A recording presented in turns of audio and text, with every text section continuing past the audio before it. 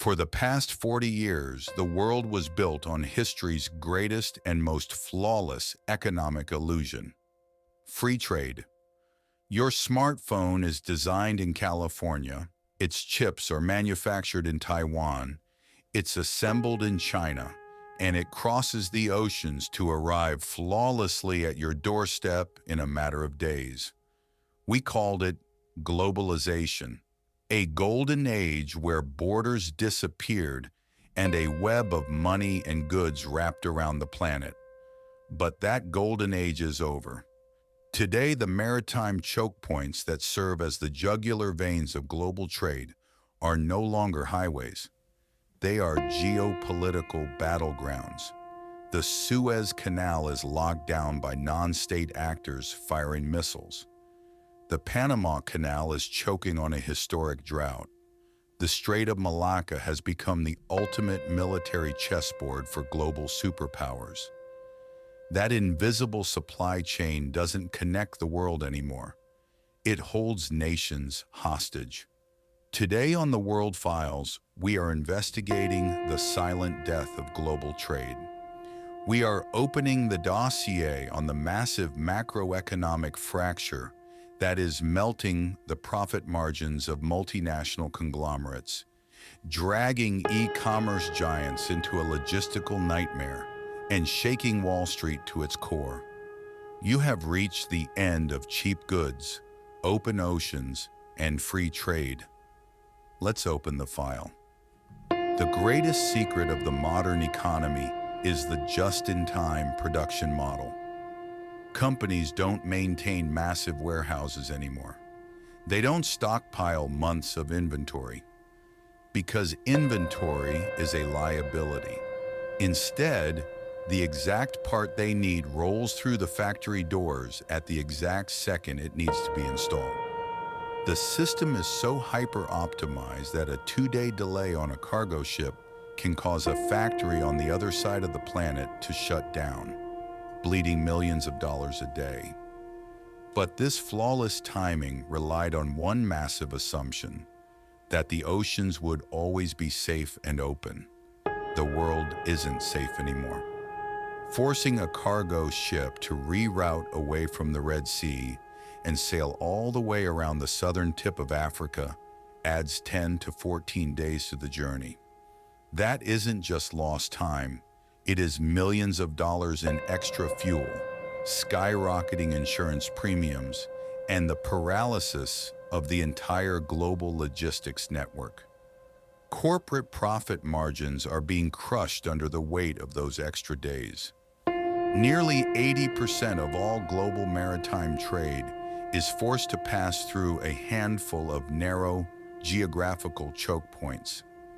And those choke points have just been weaponized.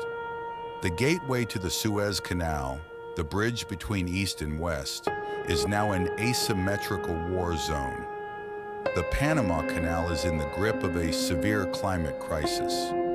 As water levels drop, ship transits are severely restricted, forcing companies into secret, multi-million-dollar bidding wars just to jump the line. But the ultimate flashpoint is brewing in the Strait of Malacca. This is the beating heart of China's energy imports and global exports. The threat of the U.S. and its allies blockading this strait in a potential conflict has forced Beijing to spend billions building alternative land and rail routes. The Belt and Road Initiative.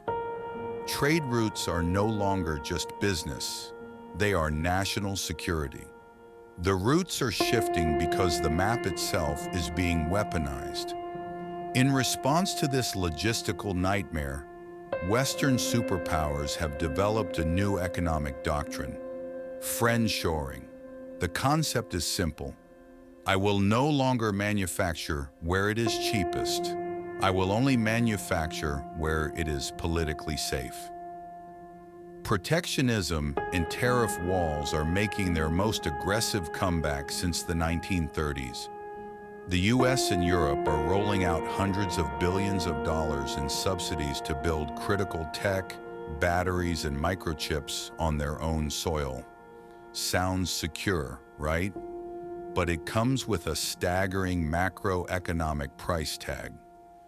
When you try to manufacture a $5 component from China in Germany or Ohio, the cost quadruples. The death of free trade is the death of the cheap manufacturing era. As corporations try to secure their supply chains, they are actually laying the concrete foundation for a permanent, structural wave of inflation that will be passed directly to the consumer. Walking away from globalization means handing the bill to the middle class.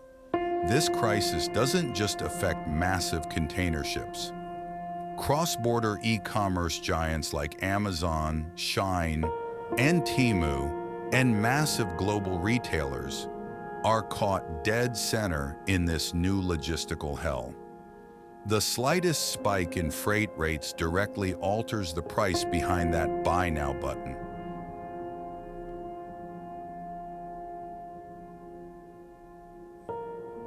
Wall Street's multinational conglomerates are being forced to aggressively revise their profit warnings downward.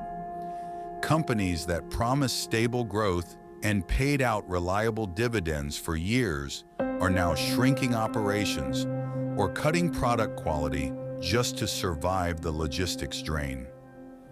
The markets are waking up from the sweet dream of free trade. Investment strategies are no longer built on a company's vision. They are built on whether their supply chain can survive a war. The global economy is at a massive crossroads. The era of open oceans, the era that connected us and turned the planet into a global village for 40 years, is closing. The next chapter is a fractured, multipolar reality.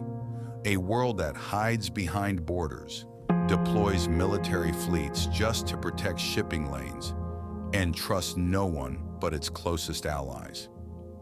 The silent death of free trade doesn't just stop the movement of goods, it buries the global prosperity model as we know it. In this new era, where every nation fends for itself and trade routes are used as weapons, where do you stand? If you want to understand the future of the global economy, don't listen to the politicians. Watch the ships. Thanks for watching The World Files. Hit subscribe, drop your thoughts in the comments, and stay in pursuit of the truth. I'll see you in the next file.